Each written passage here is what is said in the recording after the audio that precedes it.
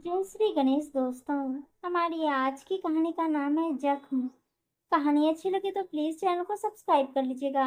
अब शुरू करते हैं कहानी। सब अपनी खुशी में मगन थे, पर अंजू को मिठाई का मीठापन किसी जहर से कम नहीं लग रहा था। आंसू पलकों पर ऐसे अटके थे जैसे ओस की बूंदे पत्तों पर। फिर भी अंजू कढ़ाई में पुड़ियां तलती जा रही थी। कढ़ाई के तेल के छींटों से ज्यादा जख्म उसे लोगों के ठहाके दे रहे थे। तभी पीछे से आवाज आई, बहू जल्दी जल्दी हाथ चलाओ। अंजू अपने आंसुओं को काबू कर एक जिंदा लाश सी रसोई के काम निपटा रही थी।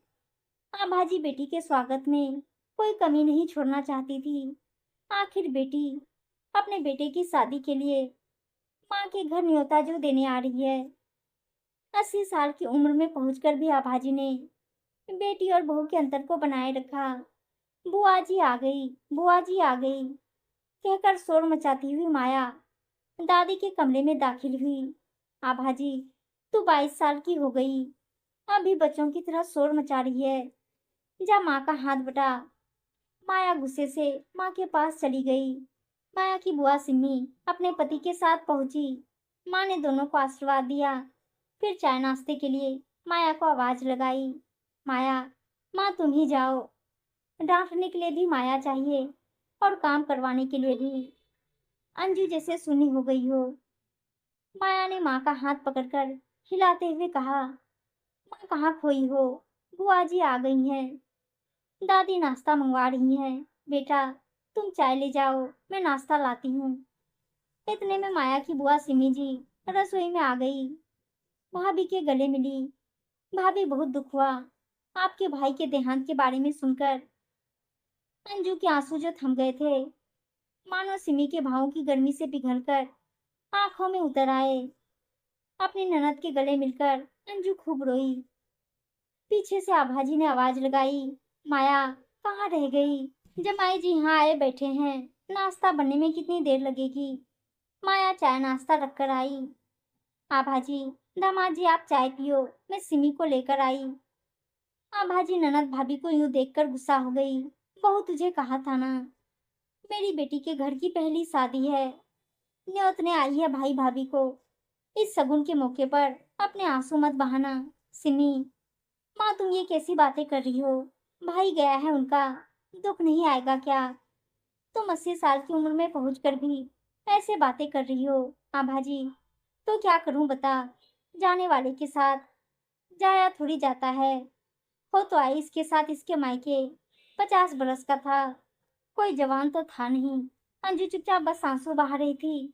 सिमी, माँ भाई कितने भी उम्र का हो, भाई होता है, उसकी जगह कोई नहीं ले सकता। मैं भी तो अपने भाई के घर आई हूँ। तुम कितनी खुशियां मना रही हो? उनका तो एक ही भाई था, उनके लिए खुशियां कौन मनाएगा? आभाजी, बेटा तू बाहर चल, नाश्ता कर ले, दामाद जी क्या सोचेंगे? सिमी, दामाद जी को पता चला ना कि हमारे स्वागत के लिए तुम पकवान बनवा रही हो। बहू खड़ी रो रही है तो 1 मिनट नहीं रुकेंगे तुम्हारे दरवाजे। मैं तो सोच रही थी मेरी माँ बाकी सास जैसी नहीं। तुमने तो मुझे बहुत ही निराश कर दिया माँ। अगर मेरी सास भी ऐसा करे तो क्या करोगी तुम? मेरी बेटी भी ब्याह के लायक हो गई, उसे ऐसी सास मिलेगी तो? नाना, मैं तुम्हारे पाप की हिस्सेदार नहीं हूँ माँ। आभाजी, अरे बेटा माफ कर दे। अच्छा चल तू ही बता क्या करूं? इसका भाई तो वापस ला नहीं सकती। इस उम्र में काम भी नहीं होते कि काम खुद कर लूं। सिमी, माँ किसी के दुख में शामिल होना ही उसके दुख की दवा है। दुख बांटने से बढ़ जाता है। तुमने तो हद ही कर दी। इतने पकवान, मिठाइयाँ, क्या जरूरत थी? अंजू ने अपने आंसू पोंछते हुए कहा, रहने दो दीदी, जाने वाला तो चला गया, मेरा दुख आपकी खुशियों के बीच क्यों आए? चलो नाश्ता कर लो। सिमी, नहीं भाभी, मायका ही तो बेटी के दिल की ठंडक होता है।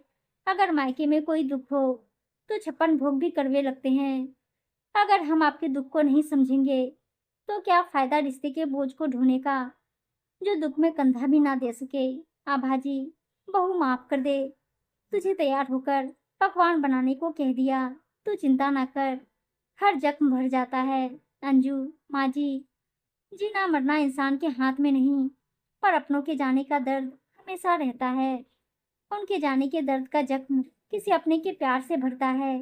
यूं बहू के मायके के दुख को ससुराल की खुशियों से छोटा समझकर बहू को जबरदस्ती खुशी मनाने के लिए मजबूर करने से वह जख्म हरा होता है, भरता नहीं है। भाभी मैं माफी मांगती हूँ। इस उम्र में आकर तो माँ की बुद्धि ही काम करना बंद कर गई है। अंजू, नहीं दीदी, बुद्धि तो सब में होती है, बस भाव मर जाते हैं। हमारे दुख में दुखी वही होता है जो हमें अपना समझे। भाई के जाने का दुख तो है ही, उससे ज्यादा ये दुख है कि शादी के 20 साल बाद भी बहू अपने मायके के दुख में दुखी होने का हक भी नहीं रखती। उसे ना चाहते हुए भी ससुराल की खुशियों में शामिल होना पड़ता है। आभा, बहू माफ कर दे, तू मेरी बेटी है। मैं ही मूर्ख हूँ जो दुनिया के बेफालतू के रिवाजों को ढो रही हूँ। ऐसा ना सोच बेटा, ये घर तेरा है, तेरा दुख मेरा भी है। अंजू सासू माँ के गले मिलकर खूब रोई। इतने में माया आई। बुआ जी, फूफा जी बाहर इंतजार कर रहे हैं सबका। सब बाहर गए। अंजू, नमस्ते नंदोई जी। नंदोई जी, नमस्ते। आपके भाई के बारे में सुनकर बहुत दुख हुआ। आप चिंता ना करें, मुझे अपने भाई जैसा ही समझे। मैंने सिमी को इसलिए पहले ही बोल दिया था कि सिर्फ नाश्ता करेंगे और न्योता देने के साथ साथ आपका थोड़ा दुख भी बांट लेंगे। अंजू की आंखों में फिर आंसू छलक आए, पर उसने खुद को संभालते हुए कहा, अरे नहीं, खाना खाए बिना नहीं जाने दूंगी। आप बैठो, आप जैसे नंदोई भगवान सबको दे। चलो दीदी, आप भी चाय पियो। सब मिलकर चाय पीने लगे।